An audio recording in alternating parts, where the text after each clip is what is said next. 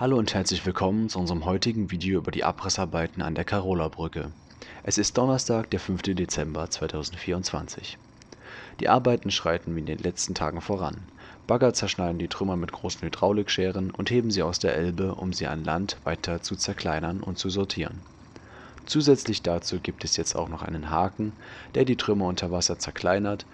Diese werden auch regelmäßig abtransportiert.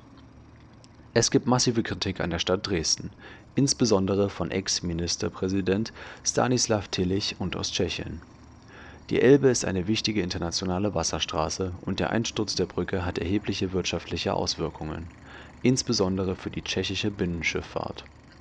Bei einer Krisensitzung auf dem Salonschiff Gräfin Kosel wurde das langsame Handeln der Stadt beim Abriss und den weiteren Schritten kritisiert. In einer Expertenrunde in Dresden wurde zudem ein neues Buch vorgestellt, das sich mit dem Einsturz befasst, und die Experten diskutieren über die Ursachen. Wir warten gespannt auf die Untersuchungsergebnisse von Brückenzug A und B, die nächste Woche erwartet werden. Sobald diese da sind, informieren wir euch in einer Sonderfolge. Bleibt dran und vergesst nicht zu abonnieren, um nichts zu verpassen. Jetzt zeigen wir euch noch ein paar Ausschnitte vom heutigen Tag.